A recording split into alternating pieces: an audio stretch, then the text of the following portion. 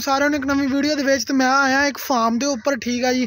उत्थे उन्होंने लगाया सोलर प्लेटा का सिस्टम, ठीक है। ये सिस्टम भी बड़ा कमाल का, मैं तुहानूं जरा चैक करवाना, तुसीं खुद देख के दस्सिओ किदां दा सही है कि नहीं। आ तुहाडे सामने पिछे फार्म के उपर लगियां होईयां प्लेटां, ते प्लेटां तुहानूं चैक करवा देना। उपर आ एक प्लेट लगी, प्लेट का सिस्टम है, इहदे ते लगियां जी 5 एक साइड ते 5 दा प्लेट का फ्रेम बनिया हैगा, ते बड़ा ही कमाल का फ्रेम बनाया इन्होंने, ठीक है। वो फ्रेम चेक कर लो, तो वो फ्रेम चेक कर लो, किन्ना कमाल का बनाया, ठीक है। तो ये ना सोलर वाला सिस्टम नहीं गा, सोलर ते जड़ियां टरबाइनां चलदियां वो लगाइयां हैगियां, ते उनदे बारे आ। ते चलो जी तुहानूं चेक करवा देना मैं, जिहड़ा उन्होंने उधर लगाया हैगा।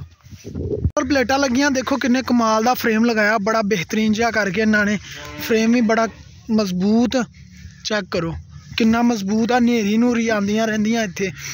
ये ना एक फ्रेम की होर गल, अगर तुसीं इहनूं घुमाना चाहो ना, तो आ तुसीं किल कड्ढने आ किल कड्ढो, जिधर नूं घुमाना चाहो उधर नूं घुमा लो। आ किल निकाल के, किल निकल गए, इनू उधर नूं खिंचोगे इधर नूं आ जाएगा, उधर नूं करोगे उधर नूं हो जाएगा, ठीक है। एक काम हो गया। दूसरी सोलर प्लेटां देख लो कितनियां कमाल दियां लगाइयां। 4 इस फ्रेम ते आ, 4 वो फ्रेम ते आ, 5 इंदे ते आ, 5 इंदे ते आ। लगन तो बाद तुहानूं चेक करवातियां। हुण आपां चल अंदर ना, बड़ा बेहतरीन सिस्टम आ। तो इन्हां दा जिहड़ा सिस्टम दे विच जिहड़ा लगाया गया वा, इहदे विच 4 दी टरबाइन लगाई गई आ। टरबाइन लगाने तो बाद इनवर्सिबल पंप कह लो, वो लगाया गया वा।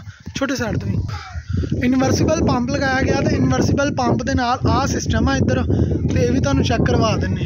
हो गया इत्थों ही बंद होती है, कहदा बोट आने का ऐ भी ठीक हो गया। उधर जो सोलर ते चलती है मशीन टरबाइन, ठीक वो सोलर लगे आ, ते इधर आ टरबाइन का बाकी सिस्टम आ।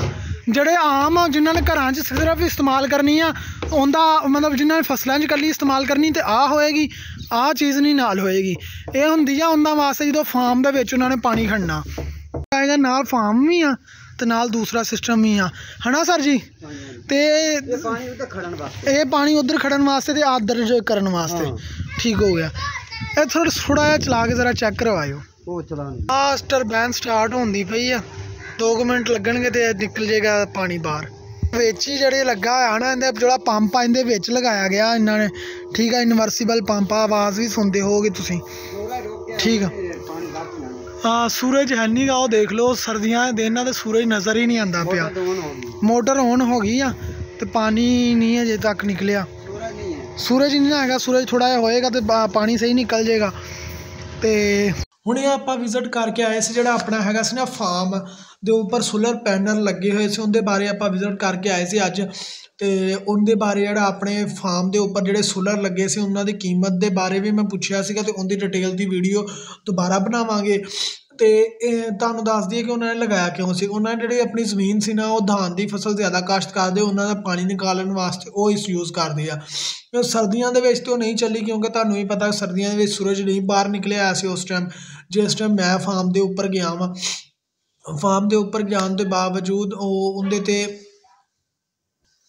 फार्म के उपर गए आपां जाके देखिया सीगा, ते फार्म काफ़ी अच्छा बनया सी। और उहदे नाल जिहड़ा लैदा सिस्टम लगाया सी ना, वो लगाया सी फार्म के अंदर पानी खड़न वास्ते, जिहड़े जानवर सी ना उन्हां दे उपर फुहारा सिस्टम वगैरह भी लगाया होया सी उन्होंने, इसलिए उन्होंने उहदे वास्ते स्पैशल काम किया सी। अगर तुहानूं काम अच्छा लग्या वीडियो लाइक कर दिओ, शेयर कर दिओ, कमेंट कर दिओ।